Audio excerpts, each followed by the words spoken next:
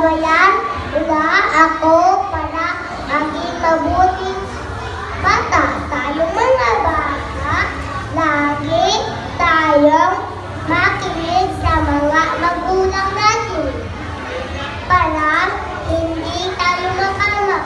Dahil batang masipag at pasunurin ay mahal ng Diyos. Dapat tayong lahat ay may takot na Diyos. Kaya dapat tayong lahat ay maging mabuting tao upang magkaroon tayo ng bansang ligtas at payapa. Para kami mga bata ay masaya at malayong makapaglaro kasama ang aming kaibigan dito sa mundo magkulay at pagmamahalan.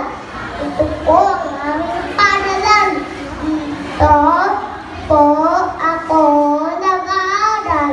Dahil ang pag-aaral ay karapatan ng bawat bata. Dahil ang edukasyon ay kayamanan, hindi mananakaw.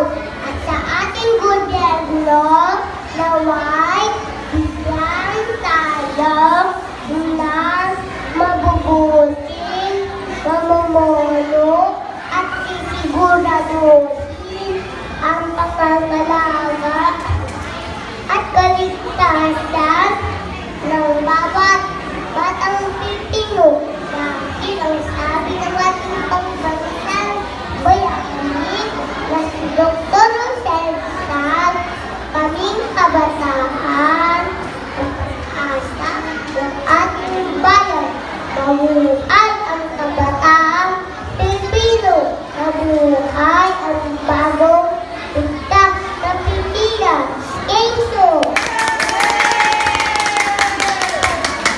Thank you, Ma'am Gil. For contestant number 7,